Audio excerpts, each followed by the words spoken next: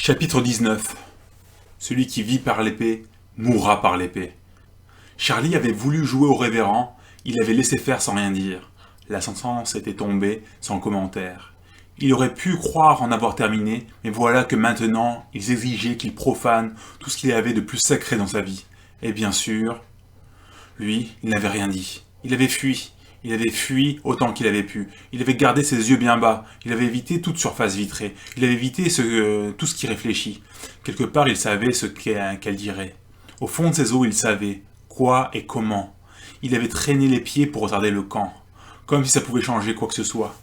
Il savait ce qu'elle lui dirait, et ça n'avait pas manqué. Elle avait dû lui parler dans ses rêves.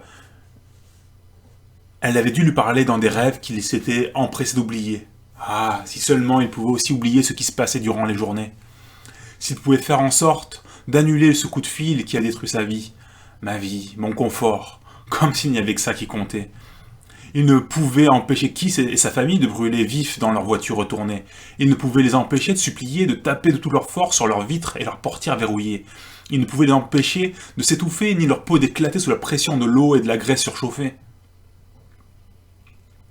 Mais au moins, s'ils pouvaient juste tout oublier. Ne pas avoir reçu l'appel et les imaginer au loin profitant de leur journée.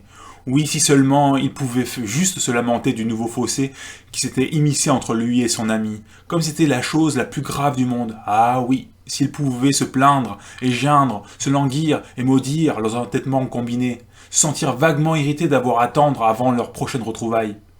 Mais non, là aussi, il n'y avait rien qu'ils puissent faire. Si ce n'est invoquer Arrête, une entité démoniaque qui, d'après les rapports d'Elion, pouvait avaler tous les souvenirs, aussi douloureux soient-ils.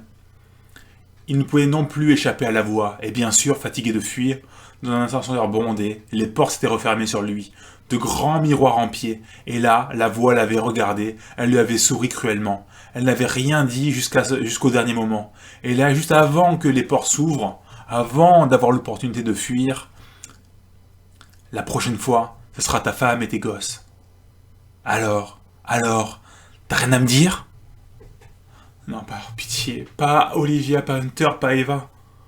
Pour lui, la partie était terminée. Et le voilà maintenant tout habillé dans la rivière, accueillant son frère dans la foi alors qu'il renouvelait ses vœux, alors qu'il laissait derrière lui ses péchés passés, son passé trouble et ses connexions à Elion. Oui, il avait pris Cockburn, l'avait renversé dans l'eau et noyé un trop court moment. Au loin, Olivia le regardait en souriant, sans avoir la moindre idée de ce qui était en train de se passer. Charlie releva le Cockburn d'entre les morts, et les nuages voilant le ciel s'écartèrent pour laisser passer un rayon qui fit du futur vice-président un être baigné de lumière. Pour couronner le tout, comme un doigt d'honneur ultime à ce qu'il croyait, une colombe sortie de nulle part flotta un moment au-dessus de Cockburn, relevée entre les morts. Puis partit se perdre dans les feuillages de la rive opposée. S'il avait eu un couteau, il aurait gorgé le futur vice-président sur le champ. Quitte à mourir, autant le faire dans ces termes. Mais Dieu est mesquin. Peu importe s'il n'avait rien à gagner, le salopard se serait vengé sur les 3 innocents restants. Ne sois pas comme ça, lui dit la voix alors qu'enfermé dans la salle de bain, il lui hurla toute sa haine et son ressentiment. Ne sois pas comme ça. Tu sais que dans l'histoire, ce n'est pas moi le mauvais gars. Tu as osé me mettre à l'épreuve. Après tout ce que j'ai fait pour toi, après tes promesses, tu as mis Dieu au défi, et Dieu t'a frappé. Oui, Kiss et sa famille ont passé un mauvais quart d'heure, mais c'est fini. Oui, ils sont morts, mais quoi ? Tu ne crois plus en la résurrection ? Ou est-ce que tu crois qu'ils ne sont pas dignes d'être relevés d'entre les morts ? Alors, homme de peu de foi, cesse de questionner et de juger mes actions.